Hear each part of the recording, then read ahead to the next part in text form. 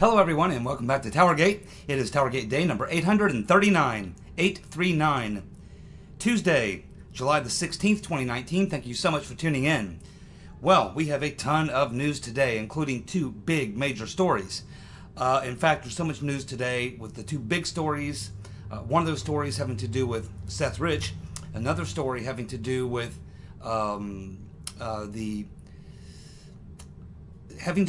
Obama and the Italian Prime Minister and what may have been going on there as part of the coup effort.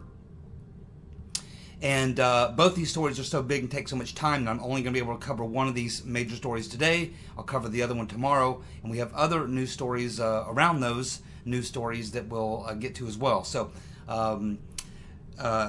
we'll go ahead today and we'll do the Seth Rich story today, along with some other news items that are fairly important. And then tomorrow we'll tackle the other story, which may take the entire video alone because there's so much going on with that. So, and I'm still digesting some of that as well. So I'm going to hold off on that one till tomorrow. But let's go ahead and get started with the unbelievable breaking news today regarding Seth Rich. I generally don't like reading so much to you, but I really think I have to in this particular case because so much of this is coming from a legal document that was filed by Ed Butowski in federal court.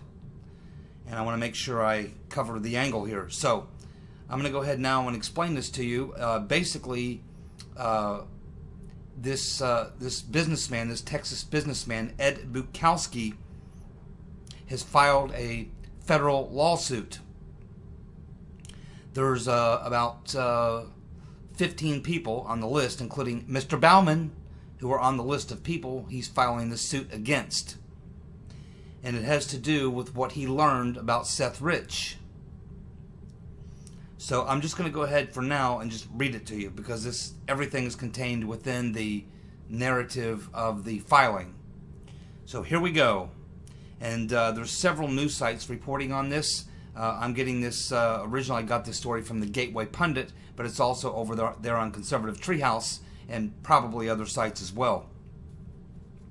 So the Gateway Pundit is reporting that businessman Ed Butowski has filed a federal lawsuit in the Eastern District of Texas, where he alleges that WikiLeaks founder Julian Assange confirmed to Fox News analyst Ellen Ratner that the DNC leaked emails were received from Seth Rich and his brother Aaron. If Butowski's claim is proven to be true, then the DOJ claim of a Russian hack based on assertions by DNC contractor CrowdStrike would be entirely false. Additionally, the DC murder of Seth Rich would hold a far more alarming motive. Butowski claims in his federal court filing that Ellen Ratner, an analyst for Fox News, contacted him in the fall of 2016 about a meeting that she had with Julian Assange. Ratner's brother, Michael Ratner, who's now deceased, was an attorney who had represented Julian Assange. According to Ellen Ratner, she made a stop in London during a return flight from Berlin. She met with Julian Assange for approximately 6 hours in the Ecuadorian embassy in London. Ratner says Assange told her that Seth Rich and his brother Aaron were responsible for releasing the DNC emails to WikiLeaks. Ms. Ratner said that Assange wanted the information relayed to Seth Rich's parents as it might explain the motive for Seth's murder. This gives a completely new and disturbing perspective on the recent arrest of Julian Assange.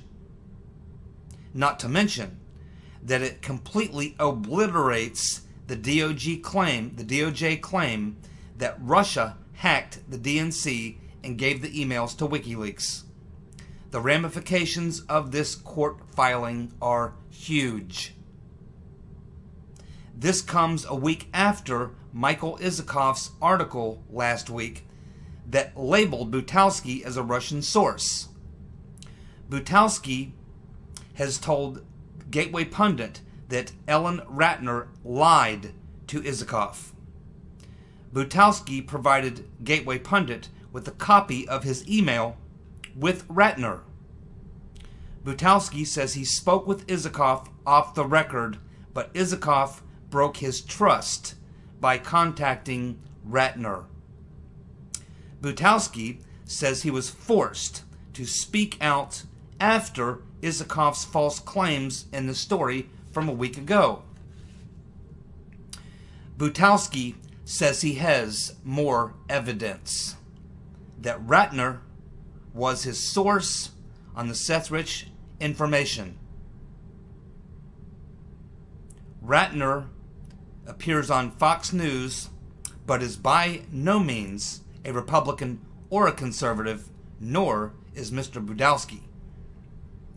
According to Budowski's lawyer, Ty Clevenger, Ms. Ratner asked Mr. Butowski to contact the Rich family and relay the information from Mr. Assange, apparently because Ms. Ratner did not want her involvement to become public. In the 2 months that followed, Mr. Butowski did not attempt to contact the Rich family, but he grew increasingly frustrated as the DNC blamed the Russian government for the email leak. Now, Butowski then contacted Ratner to ask her why she had not spoke up about what she knew. Ratner says she did. Ratner told Butowski that she did inform Bill Shine, the co-president of Fox News, and had informed him of her meeting with Assange. Ratner also informed Fox News producer Malia Zimmerman about her meeting with Assange. Butowski did finally contact the parents of Seth Rich on December the 17th of 2016. And that was at the instigation of Miss Ratner. Rich's parents, Joel and Mary, told Butowski in that conversation that they already knew that their sons were involved in the DNC email leak, but that he and his wife were reluctant to go public with Seth and Aaron's role in the leak because they didn't want anyone to think that their sons were responsible for getting Trump elected. Butowski's attorney, Ty Clevenger, had made a FOIA request to the FBI over a year ago for documents having to do with Seth Rich. The FBI said they had no documents dealing with Seth Rich, but now they appear to be changing their tune. Shortly after Attorney General Barr announced plans to declassify documents related to the Russian collusion hoax, the FBI's attorney advised Clevenger that new documents were being processed and that he, Clevenger, should receive them no later than July the 22nd, 2019, and it would now seem that the DNC knew that Rich was responsible for the internal leak, and they knew the emails would come out and be very damaging, so they attempted to turn the tables by pointing the fingers at Donald Trump and the Russians. More information is expected next week. Wow. If this is true, then a lot of people have some splaining to do. Let's just sit back and think about this for a second. This is not Mr. Budowski going on Twitter and making a comment. This is not Mr. Budowski doing just a story with Gateway Pundit or anyone else. This is a story about a federal lawsuit that has been filed by Budowski. Now, Budowski is pretty smart. Certainly smart enough to know that you do not file a federal lawsuit on the premise of a lie. And you do not make the type of accusations he's making unless you've got some evidence. So, if those things are true, then what we have to accept is that Mr. Budowski has filed a federal lawsuit because he has the evidence, he has the emails of the conversations between he and Ratner. He can go into court and he can produce these. He's probably got some email correspondence with Isikoff as well.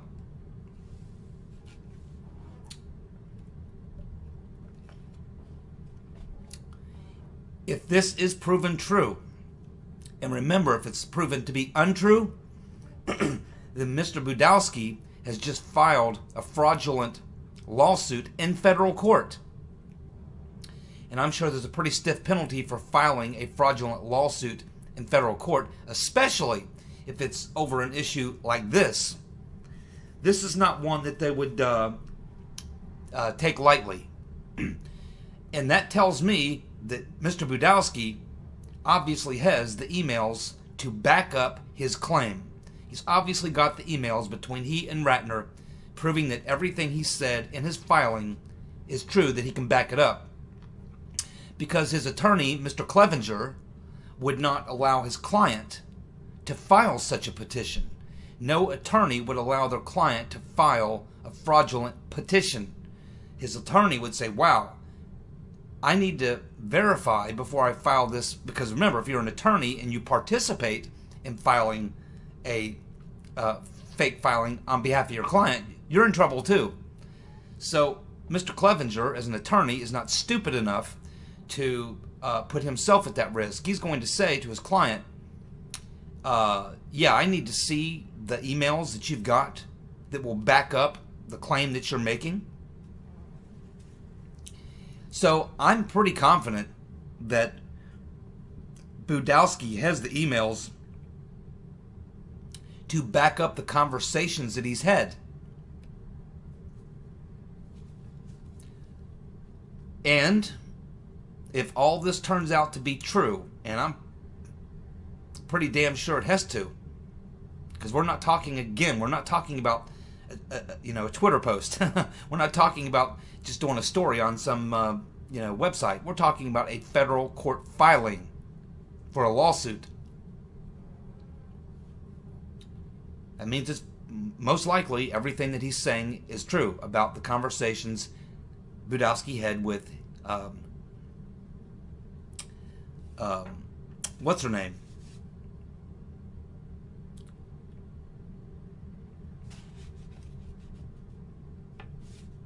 Ratner.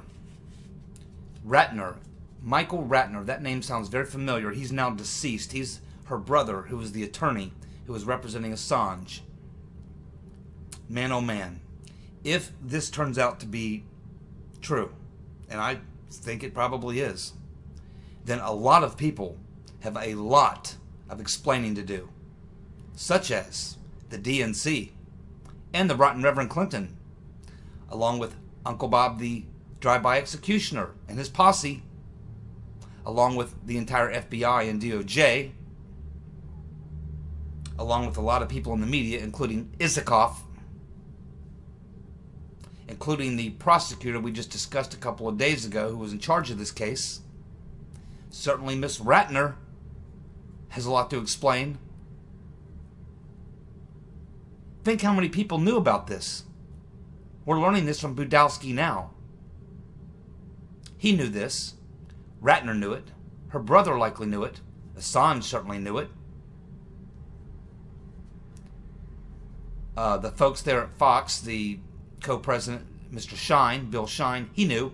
That reporter the producer, knew. The Riches knew. Aaron, his brother, and we've suspected for a long time that something's fishy about him a long time ago. I was pretty sure he was lying a long time ago. I've commented on that many times. The parents of Seth Rich obviously knew that Seth and their other son Aaron were involved in the DNC email leak. Lots of people knew that Seth Rich and his brother Aaron were responsible for those DNC email leaks and that they were the sources for WikiLeaks. Lots of people knew. And of all those people, the only one, really two, because Butowski had commented on this in the past. We had Seymour Hersh, who had made a similar claim well over a year ago. Julian Assange has made multiple references to it while still trying to protect his source. Certainly put out enough clues that we could figure it out. But most of the people, as it seems, if this is all true, most of the people who did know, and there's a lot of probably media people who knew, have sat on this for a very long time. How many people in the liberal media, how many reporters in D.C. do you think knew that Seth and Aaron were involved in leaking the emails to WikiLeaks? How many people at DNC, Debbie Blabbermouth Wasserman Schultz, the Rotten Reverend, senior leadership, Donna Brazil, senior leadership people, law enforcement people, FBI people, Washington, the D.C. Metro Police, the cops, the U.S. Attorney in charge, Uncle Bob, the Hillary donor posse. God knows how many people have known about this and have sat on it.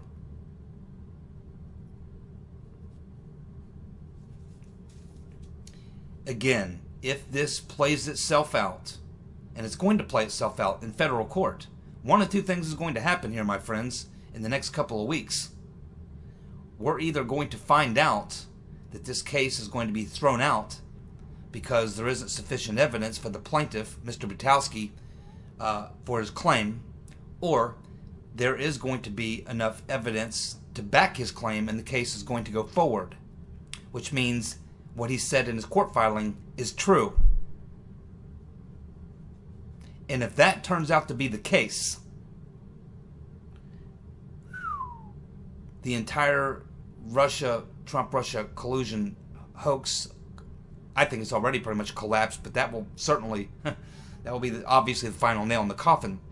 It will also be a major blow to the entire Russia hacked the elections, which is kind of a separate theory. There's really two theories. One, Russia hacked the 2016 election, and the other is Trump was working with them.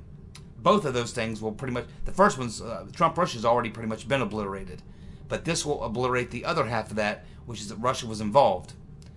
Because we'll then know, if the court proceedings move forward, that there is sufficient evidence to prove that Mr. Butowski's claim, his legal claim, is true.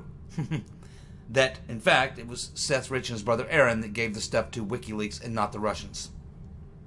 That also, again, if you remember, a couple of weeks ago when Julian Assange we heard he was going to be arrested, now he has been, and extradited back to the United States, we actually, in a kind of a joking way, I don't mean to be joking, but, you know, I said that there was a slim possibility that this was all a cover to get Julian Assange out of the embassy and get him back here, hit him with a bunch of charges so that you could use that against him to make him give up his source.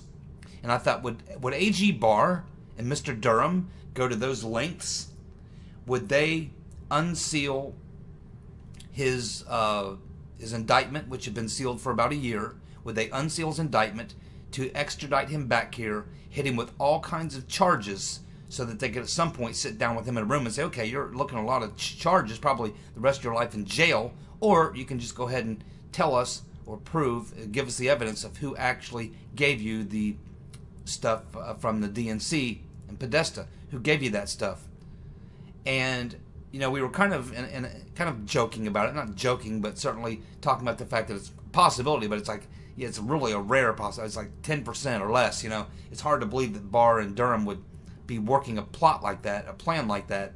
But now that you see this happening, it starts to look a little bit more possible that something like that may have been going on. Of course, now I don't know if that makes a difference now or not. I would certainly think at this point it's going to put a lot of pressure on Julian Assange and certainly Barr and Durham, because now if this court case moves forward and it's proven, yes, Butowski has the emails from Ratner saying that she met with Assange, and Assange told her that Seth and Aaron were the sources of the WikiLeaks, then Barr and Durham almost have to talk to Assange at that point, and he almost has to respond. And this could turn this entire thing on its head. It's exactly what we speculated on a couple years ago, but many of us thought it probably won't happen. It could happen, but it probably won't. They'll probably stop short of digging into Seth Rich. They'll probably start with, they'll look at they'll look at what the FBI did. They'll look at what the intelligence community did, but they'll stop short of digging into CrowdStrike, the DNC hacks, and all that, because they don't want to upset the narrative that Russia was, intervening in our election or what have you. They like that narrative. The deep state likes the narrative. Republicans like the narrative. The Democrats like the narrative. The defense establishment loves the narrative. Everybody in D.C. loves the narrative that Russia hacked the elections. They're all on board with that, including Lindsey Graham and the whole nine yards. Devin Nunes is even on board with that. They like the Russia narrative. They just don't like the fact that of the Trump-Russia narrative. So that's why I thought there would be a very low percentage chance of this actually happening. But obviously there's a lot more to learn, but we're going to find out pretty damn quickly whether or not there's anything to this. And if Mr. Budowski and his lawyer, Mr. Clevenger, went into federal court and filed a false claim, they're going to be facing serious legal problems. You can't imagine why in the world they would do that. So we have to believe at this point, given the benefit of the doubt, that what they're saying is true. Now, if in fact they can actually prove that, if they can produce these emails and show that Miss Ratner did in fact say that she spoke with Assange and he said, yeah, I want you to go talk to Seth Rich's parents and let them know it was their kids, their boys who gave me the stuff, so maybe it'll help them solve the crime. So, and because they'll produce the possible motive. And so if this goes forward, this is going to drastically change everything. Everything is going to be completely flipped on its head. The whole Trump-Russia, the whole Russia collusion, or the Russia hacking the election is gone. That's gone. It just disappears. Because now we'll know that it wasn't Russia. It was Seth Rich and his brother, which many of us have suspected for a very long time. And that will just lead, that leads everywhere. Where do you want to go with that? My goodness. Talk about bombshells. A lot of people will have a lot of explaining to do. Oh yeah. And I believe that there'll be a lot of people screaming for reopening the investigation into the murder of Seth Rich. And who do you think the first few people is that they'll be questioning? Yeah. High-level people at the DNC, including the rotten Reverend. Who would have been most harmed by the leak? The rotten Reverend.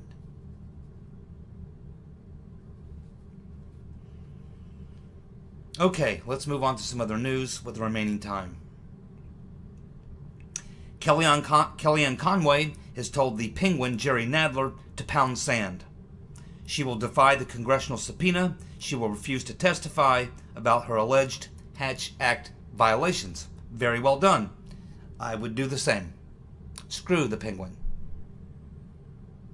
Well, it looks like we have Bobby O, the skateboarder, coming out and admitting that, like Kamala, his ancestors were slave owners too. Seems like that whole slave owner thing's backfiring, don't you think? Well, it looks like the battle with President Trump and the four horsewomen of the apocalypse has been taken to another level. Okay, so Trump comes out and makes the tweet that these people should all go home, all go home or leave the country or whatever. If they hate the country so bad, they should just leave. Maybe they should go back to where they came from. Maybe fix the problems there and then come back and tell us how they did it. Of course, then of course he took some heat for that, accusing him of being a racist. So then he comes out and doubles down on it. Then he takes some more heat and he doubles down on it again, just like Trump always does. Then he did a press conference at the White House. And of course, he got into about a 15-minute diatribe with a reporter over the whole thing. And that led the four horsewomen of the apocalypse, the commie crew, to have a press conference themselves. In which case, they made huge fools of themselves. In fact, making false statements, lying, and dodging questions. Particularly the question Omar dodged is about whether or not she actually praised Al-Qaeda. And we know that she did. The tweet is there. It's been captured, been screen grabbed. A lot of people have it. Go ahead and delete it. That's okay. Millions of people have it. We've all seen it. We know what she said.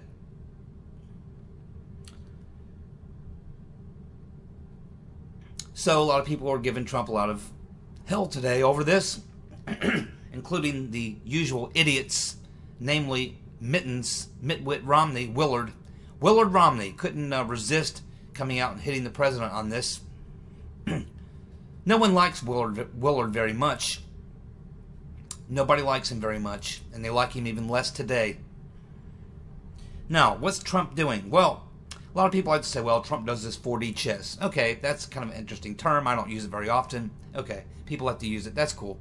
But I just like to say basically what he's doing. He's doing two things, I think. Number one, he's making sure that Omar, Tlaib, Cortez, and the other horse lady, I forget her name, he's making sure that these four commies stay front and center in the spotlight. Trump is going to make sure that these four idiots are on the front page every day, that are the topic of conversation every day. He wants the four horsewomen of the apocalypse, the commie crew, he wants them to be the face of the Democratic Party for the next year and a half leading into 2020.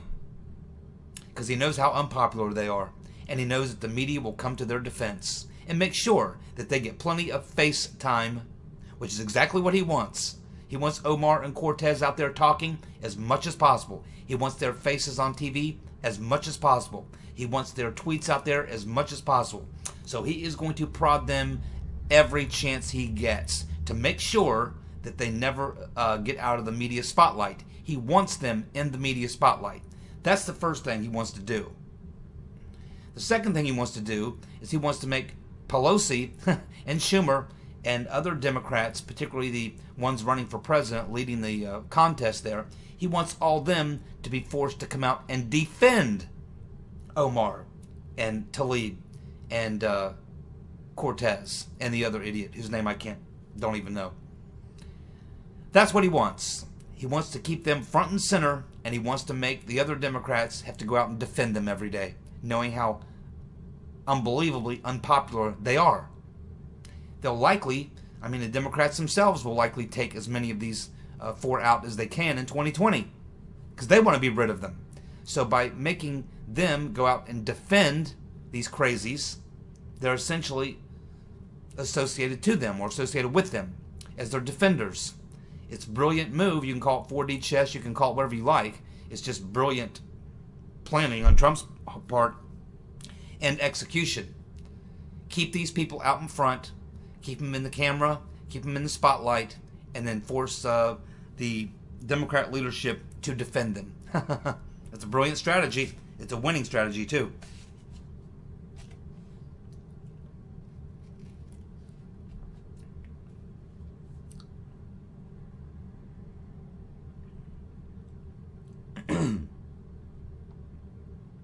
A Papagalopoulos tweet. Papagalopoulos is tweeting a message to Australia. He's tweeting a message to the Australians. He says to them, go ahead and leak the secret recordings from my meeting with Clinton errand boy Alexander Downer. Our media and citizens will be grateful, and it will usher in a new chapter in U.S.-Australian relations. Be smart. It's all coming out anyways.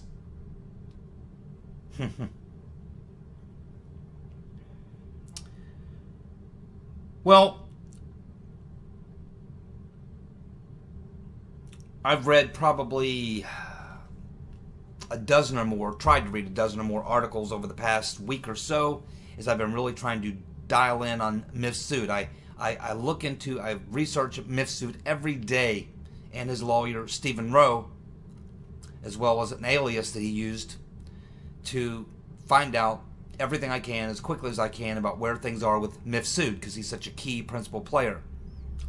And if you go and you type in like Joseph Mifsud, the first probably 8 or 9 pages that you'll get on Google are stories from Axios and the Daily Beast and all these hardcore left-wing outlets, and almost every one of them are writing stories since we started talking about Mifsud again, stating that, like in this last case, this Daily Beast article, I made a note of it here, the Daily Beast, where they state in there that since people are talking about Mifsud being a Western agent, and here in the Daily Beast, they say, after trying to debunk that, they say that nobody on the right has produced a single shred of evidence, not a single shred of evidence, that Mifsud had anything to do with Western intelligence.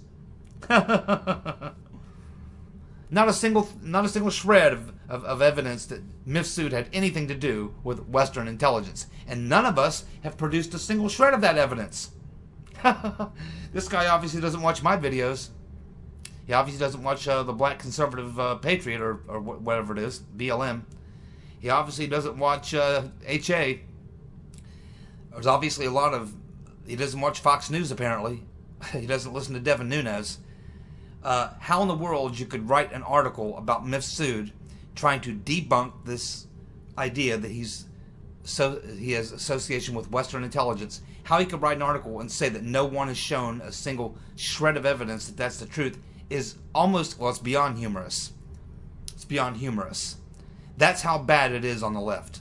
That's how bad the media is on the left. And I must have read a dozen articles of left-wing publications in the last week or so, which all say the same thing. They're trying to knock down the narrative. So it's almost like when we started talking about Mifsud having connections to Western intelligence. We started talking about it about more than a year ago. But when it became the recent topic, when people like Nunes would go on Fox and start talking about it, then it's like at that point the entire left-wing media complex began writing stories trying to debunk that and saying that there's not a shred of evidence that that's true. Even though there's tons of evidence that that's true. It just shows you that we are really in a media war. I mean, it literally is a media war. And the truth is not even in play here.